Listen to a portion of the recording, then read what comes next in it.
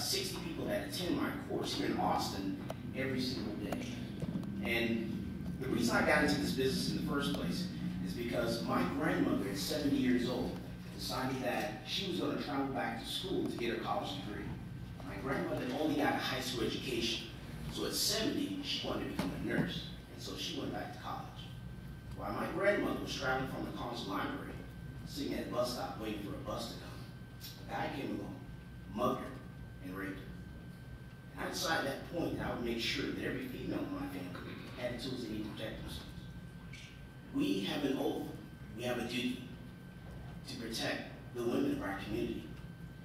And if you do what you're attempting to do, you will target the lawful gun ownership in this country. And that's something that we should not do.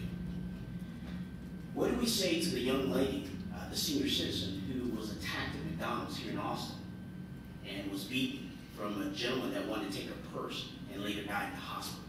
What do we say to her?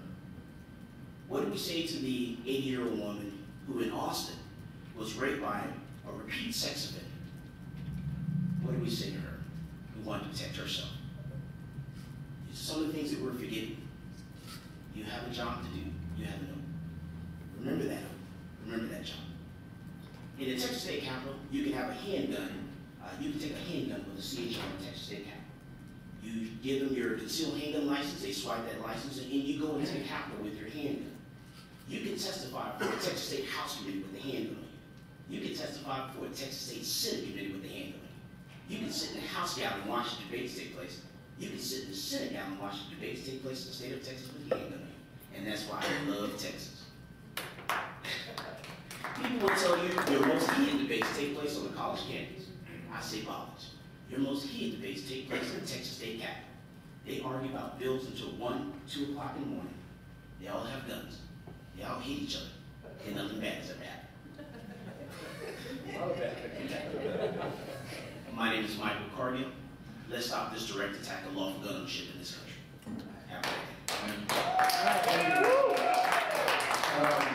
And I'm going to say right now, any oral demonstrations won't be tolerated. It's my responsibility to maintain decorum, and if we can't be quiet, we're going to have to leave the chamber. So that's fair warning. But Michael, I'd just say one quick thing, and then Councilmember Spellman may have a question for you too.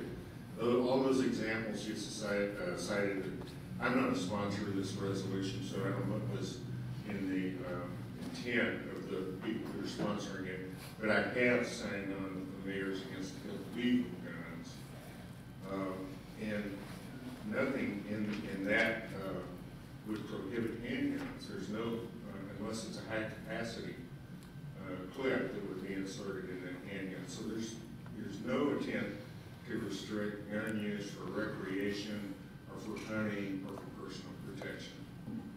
So I just wanted to make that clear. Could I make one suggestion? Go ahead. If possible, could we, being a gun store owner, someone walks into my gun store to sell me a gun, there's no one that I can call to verify that gun's been stolen or used in a crime. If we set something up like that, then that's the focus of where we need to go. Okay, I appreciate that. Thank you. Councilman Spellman, did you? Well, the mayor actually covered a lot of what it is I want to talk about. The focus of this resolution is on keeping guns out of the wrong hands, not affecting people who have the right to have guns in the first place, which involves all the people that you sell your guns to. You do background checks, a gun dealer, you do background checks, all people who buy guns from you, am I right? Yes, sir. Do you believe that we should be selling guns, that anyone, you or anyone else, should be able to sell guns to people who are out on bail for violent crimes? Of course not. Do you believe that we should be selling guns to people who are on parole for violent crimes? Of course not. That's most of what we're talking about here.